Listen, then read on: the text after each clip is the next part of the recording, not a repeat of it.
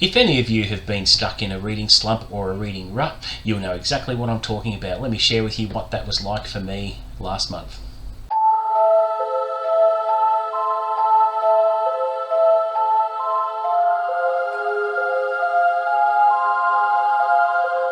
What's up guys, welcome back to the channel. Today I'll be wrapping up June, where I managed to read 5 books, but in amongst that I did have a DNF and a couple of false starts on a couple of books there. So that is what I define as a reading slump, and I'll give you an example of what it's like for me. When May came to an end, I finished the month with reading 8 really good books, and I had every intention of starting June with a reading vlog I was going to do on Lonesome Dove, which is a massive book, and I was really looking forward to it. Cracked it open and I just weren't feeling it. Maybe I wasn't in the mood to read, but I think the length of the book intimidated me a little bit, and I have postponed that. Now, my reading vlog of Lonesome Dove is going to happen as promised, but it's just not going to be in the next week or two.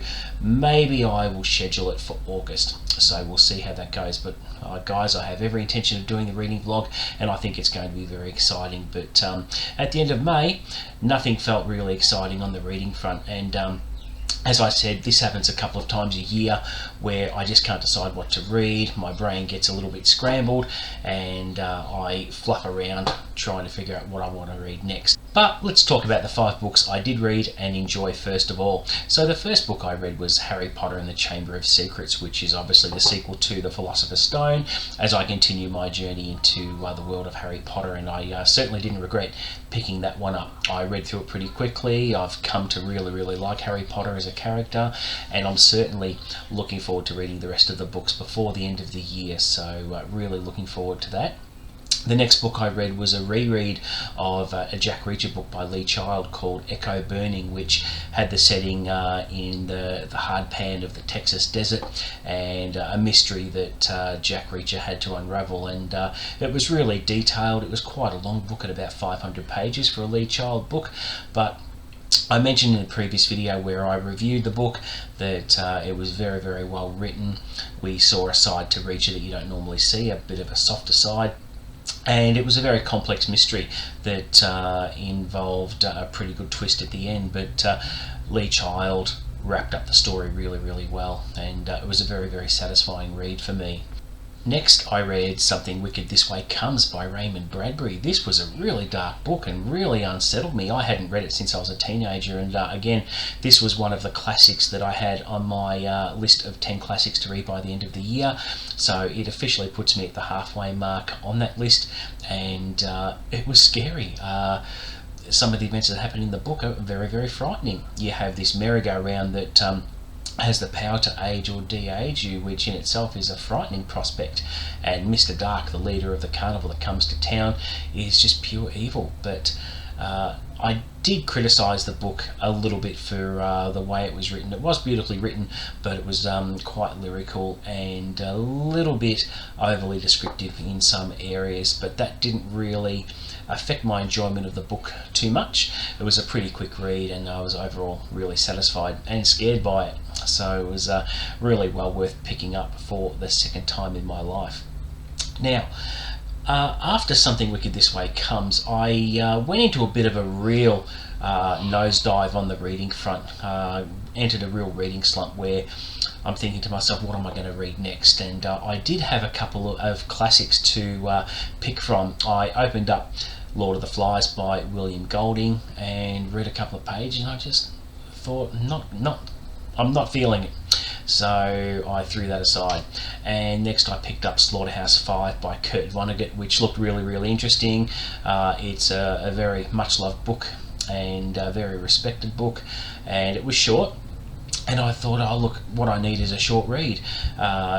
Couldn't quite get into that either. Now, I'm not blaming the books for that, it's my head. I wasn't in a good place on the reading front, and I just was becoming frustrated. Then I managed to have a go at the book of Cold Cases, which I gave it 50 pages and it just wasn't working for me either. Don't know why. Normally a book like that would enthrall me and I would read it really quickly and get right into it because she's a really good author, but for some reason something just wasn't clicking. And then that's my DNF for the month, and to not finish a book like that is very rare for me, and it is all attributable to my typical reading slump. So not sure if it's ever happened to you, but it's not fun.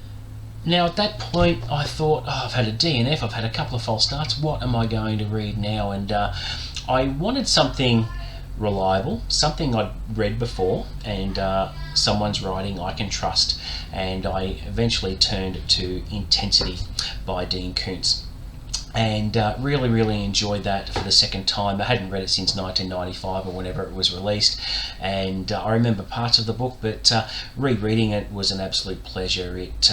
The name of the book is Intensity, and it lives up to its namesake. It's so intense in the book. It's about China Shepherd, who is a grad student who goes to her best friend's family's estate for a Thanksgiving dinner, and she crosses paths with a serial killer that she has to go to war with, and eventually she overcomes insurmountable odds and challenges. It's a ripping read, and there's a scene in the book where she's being attacked by Dobermans on the serial killer's property, and her ingenuity and how she escapes with a girl being held captive at the serial killer's house is just absolutely amazing, and really enjoyed the book that much that I wanted to watch again the adaptation, which was a made-for-TV movie starring John C. McGinley. If you know who he is, he's the actor from Scrubs, and he's also been in Point Break, and he's also been in Highlander as well. Highlander 2, The Quickening to be exact. And his acting in the telemovie was brilliant. My wife enjoyed it. It was full on suspense. It was fairly faithful to the book because I believe Dean Koontz acted as a producer on the project, and he obviously kept a close eye on how the movie was made, and it was really good. So really enjoyed that. And then I had a few days left in the month and decided to pick up another Koontz classic, which was The Vision, which I think was written in 1980, and this was about a psychic woman's psychic battle with another serial killer, and the twists and turns in that book was absolutely amazing, and was a really enjoyable book, and it was also nice and short, which is what I was after, in particular to having that reading slump. And it's safe to say, as of recording this video, I'm well and truly out of that slump and back to hungrily reading again, and back to my same old enthusiasm for reading. So I'm pleased to announce that, and hopefully I won't have another reading slump for quite some time, and I don't think I will with what I've currently got that I'm reading, which I'll share with you in another video. But my book of the month I felt was Intensity. So that was my book of the month for obvious reasons. I couldn't put it down, kept wanting to look at every opportunity to read the book, and just the visuals and the suspense and on the edge of your seat stuff. Just brilliant, guys. If you haven't checked out Intensity, I find it's the perfect entry point if you haven't read Dean Koontz's work before. It'll draw you in, and I guarantee if you read the book, you'll want to devour everything in Koontz's backlist. He really is that good.